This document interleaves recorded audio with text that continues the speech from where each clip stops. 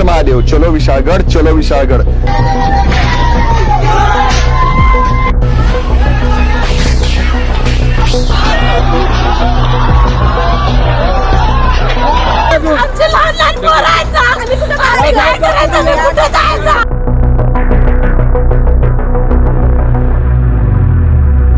महाराष्ट्र के विशालगढ़ की एक भयावह तस्वीर। कोल्हापुर से सटे विशालगढ़ किले के पास सैकड़ों लोगों का एक झुंड, जो अपने आप को शिव प्रेमी कहता है, आ जाता है और मस्जिदों और घरों की तोड़फोड़ करने लग जाता है। इस हादसे में 6 स्थानीय लोग और 12 पुलिस वाले घायल हो जाते हैं। घटना के चित्रीकरण पर रोक लगे और कोई इस घिनौने कृत्य को रिपोर्ट ना कर पाए। इस वजह से इस झुंड ने पत्रकारों को भी चाकू दिखाकर डरा दिया।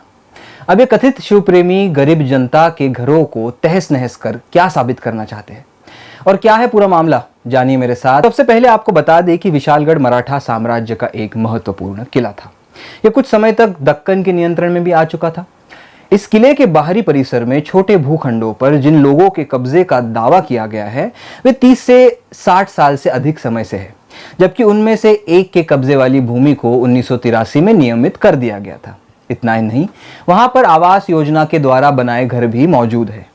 किले की 2011 में जनसंख्या 528 थी, वही 2022 में किले पर 459 मतदाताओं में 169 हिंदू और 290 मुसलमान थे। पिछले कई महीनों से हिंदुत्ववादी संगठनों ने विशालगढ़ को कथित अतिक्रमण से मुक्त करने की मुहिम शुरू कर रखी है। पिछले साल एक वीडियो भी वायरल हुआ था, जहां एक व्यक्ति विशालगढ़ की दरगाह पर एक छोटी तोप का गोला छोड़ रहा है। यह विषय महाराष्ट्र में घटी सांप्रदायिक राजनीति का एक अंश है। जगह जगह पर पिछले साल भर से हिंदुत्ववादी भीड़ द्वारा कई बार वातावरण को धूमिल करने की और हिंदू मुस्लिम तनाव बढ़ाने की कोशिश की गई, लेकिन इस 14 जुलाई में घटे मामले में सबसे आगे थे पूर्व राज्यसभा सांसद संभाजी महाराज। संभाजी का कहना था कि विशालगढ़ को अतिक्रमण मुक्त करके वह हिंदवी स्वराज की स्थापना फिर से करेंगे। जिस हिंदवी स्वराज को शिवाजी महाराज ने 17वीं शताब्दी में अपनी आज़ादी के लिए और गरीब जनता की भलाई के लिए स्थापित किया, आज उनके कुछ पूर्वज किसी के घर तोड़े जाने को हिंदवी स्वराज की उपमा दे रहे हैं। संभाजी महाराज ने अपने कार्यकर्ताओं को इशारा दिया था कि सभी लोग विशालगढ़ पर चलकर आए और उसी के बाद सैकड़ों की तादाद में लोग तलवारें डंडे लेकर मुस्लिम बस्ती में घुसे और मस्जिद पर भी हमला किया। हालांकि संभाजी और उनके साथियों का कहना था कि मामला सांप्रदायिक नहीं है, वो केवल अतिक्रमण के खिलाफ है। लेकिन अतिक्रमण की बात करें तो कार्रवाई करने का काम प्रशासन का है और कोर्ट में पहले ही इस मामले में डिमोलिशन पर स्टे आ चुका है। कोर्ट का कहना था कि ये 30 से 60 साल पुराने मकान हैं और इस वजह से आगे की कार्रवाई तक डिमोलिशन पर रोक लग जाए। लेकिन अचानक पुलिस के आदेशों के खिलाफ जाकर संभाजी महाराज के कार्यकर्ता आसपास के जिलों से एकत्रित हुए और हमला बोल दिया। सोशल मीडिया के जरिए इन लोगों ने इकट्ठा होने का आह्वान किया। कई प्रक्षोभक भाषण भी फेसबुक पर वायरल है। इनका कहना बस इतना था कि अतिक्रमण हटाया जाए, भले ही वो कोर्ट के आदेश के विरोध में क्यों ना हो। गसपुर से लेकर विशालगढ़ के निचले हिस्से तक करीब 5 किलोमीटर के इलाके में जमकर पथराव और तोड़फोड़ हुई। प्रदर्शनकारियों ने घरों, दुकानों और पूजा स्थलों पर हमला किया। दुकानों और गाड़ियों के साथ कुछ घरों पर भी जलाने की कोशिश की गई। बताया जा रहा है कि रविवार रात शाहूवाड़ी थाने में 500 से ज्यादा लोगों के खिलाफ मामला दर्ज किया गया है और जांच की जा रही है और अगर और भी नाम सामने आएंगे तो उनके खिलाफ भी केस दर्ज किया जाएगा, ऐसा पुलिस का कहना था। संभाजी राजे द्वारा विशालगढ़ में प्रेस कॉन्फ्रेंस करने के बाद पुलिस ने लोगों को गिरफ्तार करना शुरू कर दिया। 21 लोगों की गिरफ्तारी भी हो चुकी है।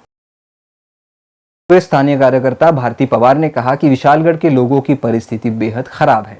उनके घर में पहनने के कपड़े भी नहीं और ना ही खाने का सामान। उनका कहना है कि इतनी दयनीय स्थिति उन्होंने कभी कोल्हापुर में पहले नहीं देखी। बता दें कि संभाजी महाराज 2024 की लोकसभा में कांग्रेस की टिकट पर जीते हुए शाहू महाराज के बेटे हैं। संसद शाहू महाराज ने अपने बेटे के कृत्यों की निंदा की है और घटना के लिए पुलिस को जिम्मेदार ठहराया। उन्होंने कहा कि राज्य शासन, प्रशासन और पुलिस ने कानून व्यवस्था को गंभीरता से बनाए रखने के लिए उचित सावधानियां नहीं बरती। तो ये घटना घटी, ये जिला प्रशासन व पुलिस की विफलता है। राज्य सरकार द्वारा रविवार को अतिक्रमण हटाने को लेकर जिला प्रशासन को जो आदेश दिया गया वो इसके पहले का ही है। आगे वो कहते हैं कि कोई यदि समाज के सदस्यों के साथ अन्याय होता है तो उनकी रक्षा करना हमारी जिम्मेदारी है। घटना के बाद पुलिस ने विशालगढ़ पर जाने से रोक लगा दी है। संसद शाहू महाराज को भी पुलिस ने रोक दिया था। ऐसे में अब पुलिस प्रशासन क्या कार्रवाई करेगी, देखना दिलचस्प होगा। हिंदुत्ववादी संगठन छत्रपति शिवाजी महाराज की लेगेसी पर अपना हक जमाने की कोशिश पिछले कई सालों से करते आ रहे हैं। इस मुहिम के तहत उन्होंने महाराष्ट्र के कई दरगाहों को निशाना बनाया, लेकिन शायद ये लोग इतिहास से बेखबर है। शिवाजी महाराज के पिता शाहजी का नाम भी अहमदनगर के एक मुस्लिम पीर शाह शरीफ जी की दरगाह पर ही रखा गया है। हिंदवी स्वराज में मुस्लिम धर्म मानने वालों लोगों को भी समाज में समान स्थान था, लेकिन 21वीं शताब्दी के हिंदुत्ववादी शिवाजी महाराज के इतिहास को एक संकुचित नजरिए से देखना पसंद करते हैं। इस इतिहास को वो जैसे भी देखना चाहे, किसी गरीब का घर उजाड़ने का हक किसी को नहीं। सुनने वाले श्रोता ये भी देख ले कि महाराष्ट्र में अक्टूबर में चुनाव होने हैं विधानसभा के, और चुनाव के पहले धार्मिक ध्रुवीकरण की कोशिश जोरों शोरों से होती है। ऐसा पिछले 5 साल के अनुभव से हमें पता चलता है।